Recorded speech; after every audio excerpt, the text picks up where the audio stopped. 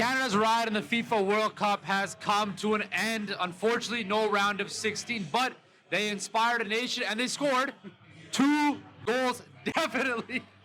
Soccer balls are flying. Soccer balls are flying all over the place. The crowd is lit with Albert Vartanian from room 442. Albert, not the result that I think Canadians expected, but what were your final takeaways from this Canadian men's side in their first World Cup since 1986? Well, I'm not sure what Canadian fans actually expected because Morocco is actually a very good team. Think about it. They topped the group. They did. 7 points. Shockingly. Belgium Yeah. out of the group. Croatia finishing in second. In terms of Canada, yeah, okay, we're disappointed because you obviously want Canada to win games and to hopefully go through. My goal for them really was to have something to play for in this last game. They didn't, but nonetheless, like, you have to be proud of what you just saw. In the first half, they weren't good. They somehow had a goal with Sam Adekubi burning Hakimi, by the way. So that's another moment that we should talk about. And then you have the Eustáquio moment against Belgium when he nutmegged Kevin De Bruyne. But they bounced back. They made the second half count. You know, we're here at a bar in Toronto. And the place, not a lot of people here, but the place is going crazy because you want to see Canada come back in the game, and they almost did. So I think we can be here right now and say that we're proud of this team. And I think one thing they did, you mentioned Inspire Nation, I think they put the world on notice, but more importantly, they put Canada on notice that this Canadians men's national team is legit. And the future is absolutely bright for this team. Now, speaking of the future, there's a lot of bright young stars on this Canadian men's national team. Who's one player that really stood out for you during this run? I really like Tajon Buchanan. Absolutely. He's a certified dog, I think. I love them. I really love them out there. I mean, taking on players one-on-one. His delivery was good, drawing tons of fouls. He's a player that he's already playing on the big stage with Club Brugge in the Champions League, into the knockout stages, by the way, of the Champions League. He's a player that I think eventually will get a move from a European team to another big European team, but he really stood out for me. Now, looking at what's next for the Canadian men's national program, there's a couple of Gold Cups, potentially a Copa America.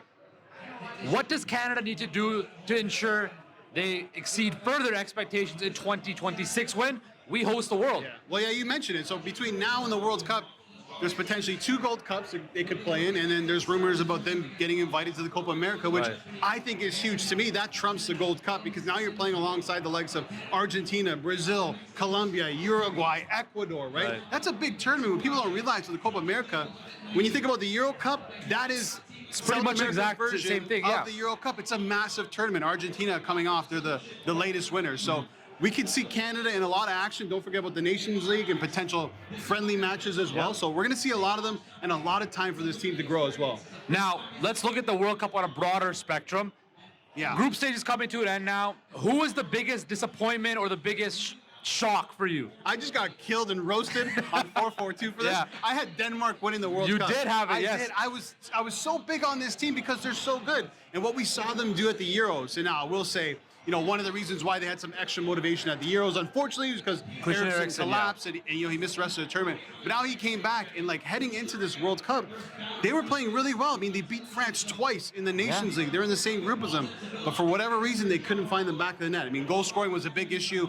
And to be honest, I mean, the effort in that final game was pretty disappointing. So I have to say Denmark, but also, man, Belgium. Yeah, world number 2. The golden generation, I think it might be over for them as well. And it seems there's a lot of infighting between that Belgian national side, too. France 2.0, man.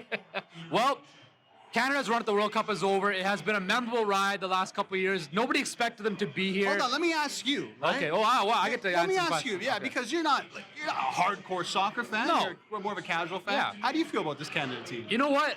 I followed this when they started going to like the final round of qualification. I really hopped on the bandwagon because, you know, you could see a pathway to the World Cup. Yeah. And for somebody that I normally cheer for England and stuff like that, to see the home country that I'm a part of really just do something that we've never seen before.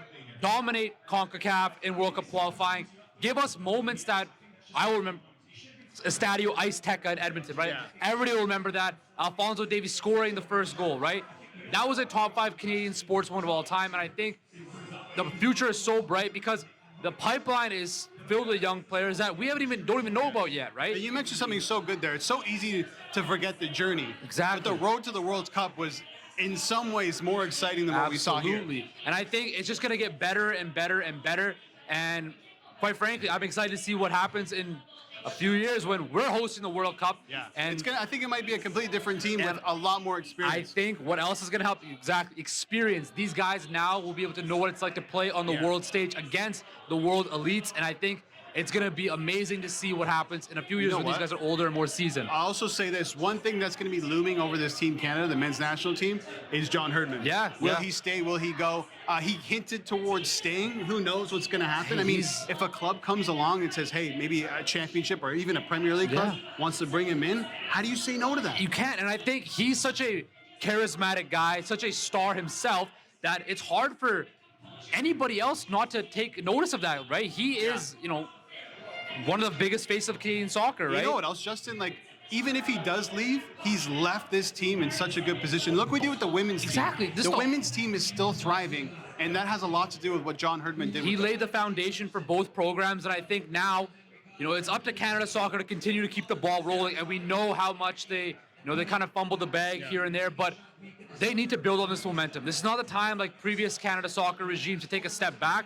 You got to keep marching forward and invest money and funds into our national program because the talent is there. They just need the resources there, and you'll see the dividends pay off, I think. This team will grow, man. They will. Absolutely. They're so good. There's so many good players on So this many side. ballers on this team. It's very exciting right now to be a Canadian soccer fan. Well, that is it. We have been Albert Vartanian. I'm Justin Pooni for Homestand Sports. Take care and enjoy the rest of the World Cup.